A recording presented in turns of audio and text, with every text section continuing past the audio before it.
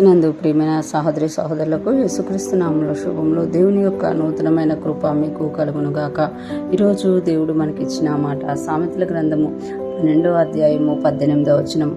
కత్తిపోటు వంటి మాటలు పలుకువారు కలరు, జ్ఞానుల నాలుక ఆరోగ్యదాయకము. ఈ మాటలు మనము సామెతల గ్రంథంలో చూస్తున్నాం. ఈ మాటలు సొలొమోను మహారాజు రాసినట్టుగా మనకందరికీ తెలుసు అనమాట. ఇక్కడ ఆయన చెప్తున్నారు కదా, ఆ మాటల గురించి చెప్తున్నారన్నమాట. మాటలు అనేవి సాధారణంగా మనం చూస్తాం అనమాట. దేవుడు మన భావాలని తెలియచేయడానికి మనకి నోరునిచ్చామట. జంతువులకైతే నోరు లేదు, కానీ నోరు ఉంది, కానీ వాటికి మాట్లాడే శక్తి లేదు. మనకి దేవుడు నోరుతో పాటు మాట్లాడే శక్తిని ఇచ్చారు. ఇక్కడ ఆ మాటలలో ఉన్న రెండు రకాలని ఇక్కడ సొలొమోను మహారాజు తెలియజేస్తున్నమాట. కత్తిపోటు వంటి మాటలు పలుకువారు కలరు. కత్తిపోటు వంటి మాటలు పలుకువారు కలరు అంటే నాలుకని ఇక్కడ వాళ్ళు ఎంత చక్కగా మాటల్ని ఎంత చక్కగా సొలొమోను మహారాజు తెలియజేస్తుంది అంటే వాళ్ళు మాటలతోటే చంపేస్తారు అని ఇక్కడ తెలియజేస్తున్నమాట. కత్తిపోటు ఎంత బాధకరంగా ఉంటుందో, ఎంత పెయిన్ఫుల్గా ఉంటుందో, కొందరు మాట్లాడుతుంటే అంత పెయిన్ఫుల్గా ఉంటుంది అని ఇక్కడ సొలొమోను మహారాజు తెలియజేస్తున్నారు. కత్తిపోటు కత్తిని దించినప్పుడు వాళ్ళ హృదయములో వాళ్ళ మనస్సులో ఎంత కక్ష, క్రోధము, వీళ్ళని ఎలాగైనా చంపేయాలి అన్న ఆ యొక్క దుష్టత్వము, ఆ బాధ ఉంటుందో, అలాగా మాట్లాడేటప్పుడు కూడా ఎదుటి వ్యక్తిని విషయంలో అలాగే ఉంటారు. అలాంటి ఆలోచన కలిగి మాట్లాడతారట.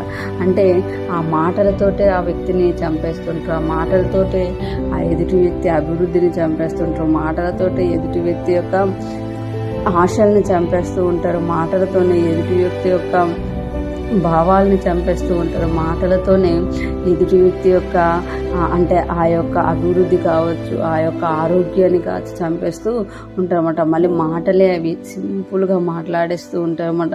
అంటే ఆయుధము అనేది మాటలనే చేసుకున్నట్టుగా ఇక్కడ చెప్తున్నారు. కత్తిపోటు వంటి మాటలు పలుకువారు కలరు అని అంటున్నట్టు.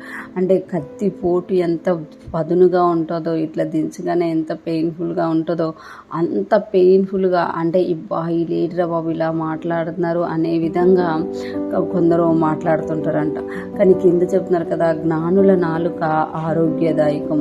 జ్ఞానుల నాలుక ఆరోగ్యదాయకం అంటే ఎవరైతే జ్ఞానం కలిగి ఉంటారో, ఎవరైతే దేవుణ్ణి ఎరిగి ఉంటారో, జ్ఞానం కలిగి ఉంటారో, వాళ్ళ నాలుక ఏం చేస్తుందంట, ఆరోగ్యదాయకం అట. వాళ్ళు నోరు తెరిచి మాట్లాడినప్పుడు ఎదుటి వ్యక్తులు బాగుపడుతూ ఉంటారు. ఎదుటి వ్యక్తులకు ఆరోగ్యం వస్తూ ఉంటుంది.